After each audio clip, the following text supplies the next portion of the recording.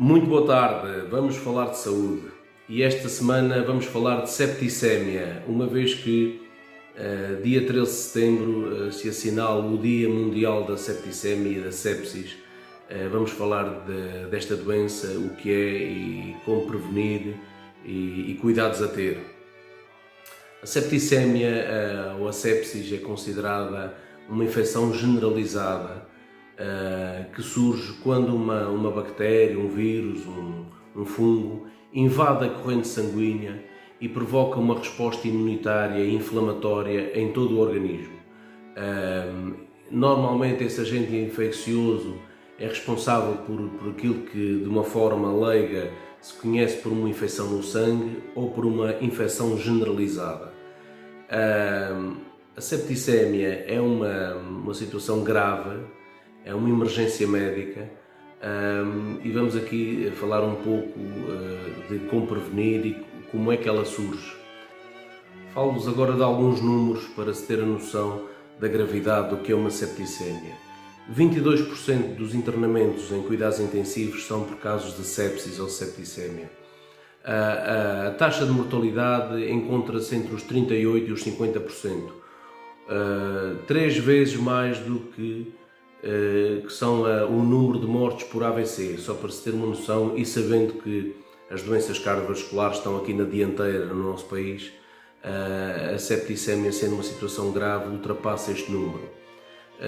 A nível mundial, os registros é que a cada 4 ou 5 segundos que passam morre uma pessoa por este tipo de doenças, por uma septicémia.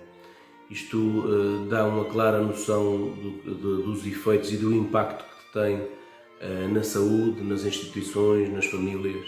É uma situação grave e vamos aqui falar, sendo uma patologia pouco conhecida, vamos dar a conhecer isto à população, sabendo que este espaço também é um espaço aqui de promoção da literacia em saúde. Geralmente estas infecções começam em locais muito específicos, como na pele, nos pulmões, nas vias urinárias, nos ouvidos.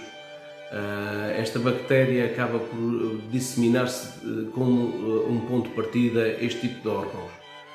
Muitas vezes uma pneumonia, uma infecção no pulmão dá origem a uma sepsis, uma infecção na bexiga, uma otite, uma erisipela, uma infecção na pele e muitas vezes alguns casos de meningite também levam a septicémia. Isto para se entender um pouco melhor esta fisiologia. Num primeiro momento, as bactérias alojadas neste órgão são combatidas por mecanismos de defesas do nosso organismo. Muitas vezes este conjunto de bactérias surge de uma forma descontrolada ou crescem, multiplicam-se de uma forma descontrolada e acabam por migrar, entrar na corrente sanguínea e provocar este tipo de patologia, este tipo de infecção, digamos esta infecção generalizada, que é resultado deste conjunto de bactérias em grande quantidade que o próprio sistema imunitário perde o controle sobre este tipo de bactérias e surge então esta doença que é grave e é uma emergência, como já vos falei. Então vamos ver porque é que a septicémia é uma situação assim tão grave.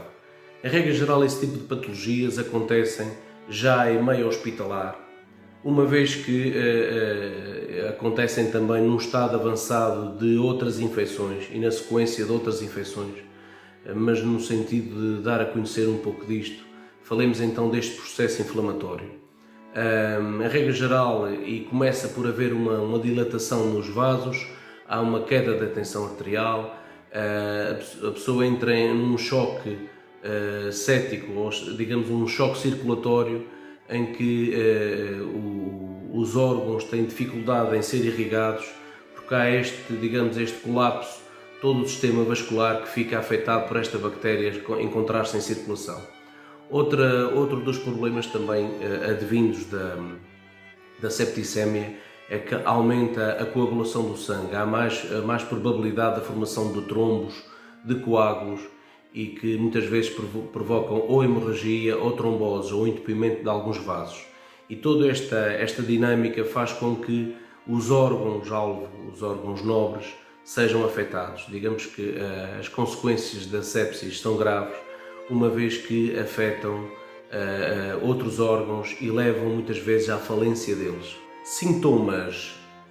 Vamos falar aqui de alguns sintomas a estar atento que podem predizer o início de uma sepsis. Sabendo que a sepsis é consequência de outra infecção, é importante estar atento quando a pessoa tem, por exemplo, uma otite, uma infecção do trato urinário, uma infecção respiratória e que até já está sob medicação, estar atento aqui à evolução desta infecção. Se for uma infecção que mantém-se persistente, alguns sintomas podem acompanhar que podem predizer que é uma situação grave e pode estar a evoluir para uma septicemia. Portanto, às vezes a pessoa fica com o coração mais acelerado, a respiração é mais ofegante e também mais acelerada, a tensão fica mais baixa, começa a ter tensões mais baixas, começa a urinar menos vezes, há uma diminuição aqui da produção de urina, porque também afeta o rim. Pode acontecer alterações do estado de consciência, alterações da frequência cardíaca e da função cardíaca. Neste caso é importante estar atento a este tipo de sintomáticas que podem predizer realmente uma infecção maltratada e estar a evoluir para um caso de septicemia, como já falámos, é grave. Fatores de risco. Existem aqui algumas situações que podemos falar que são consideradas fatores de risco. Por exemplo, crianças com menos de 1 ano de idade, pela sua imaturidade ainda do sistema imunitário. Por outro lado, pessoas de maior idade, os idosos também estão mais sujeitos a esse tipo de infecções. Pessoas com diabetes, com problemas hepáticos, problemas no fígado, doentes com insuficiência renal crónica, doentes com insuficiência cardíaca e doentes imunossuprimidos, aqueles doentes que fazem medicação para o sistema imunitário, transplantados, doentes oncológicos têm aqui um maior risco de sofrer uma septicemia e nestas situações serão situações certamente graves. Sabendo que a septicemia tem esta evolução e que tem origem numa primeira infecção, é importante estar aqui atento e poder prevenir, sabendo que a forma de prevenir se calhar é o tratamento mais eficaz. É importante aqui naqueles doentes que já falei que são doentes de risco terem alguns cuidados, mas de uma forma geral é importante evitar infecções do trato urinário, infecções respiratórias, pneumonias. Não se deve atrasar ou arrastar a ida ao médico quando há sintomatologia que possam antever que a pessoa pode ter uma infecção, seja onde for. É importante haver esse cuidado de não arrastar a ida aos serviços de saúde. Depois, evitar infecções. Já falei aqui dos idosos, da importância de evitar infecções do trato urinário, pneumonias. Nesta fase, e uma vez que se fala de prevenção, é importante cuidados de higiene nas casas de banho, no sentido de evitar as infecções urinárias. As máscaras são fundamentais agora em locais fechados. Ficámos a perceber nos últimos 2 anos que é importante utilizar máscara em locais fechados. Devem entrar aqui no nosso cotidiano do dia a dia.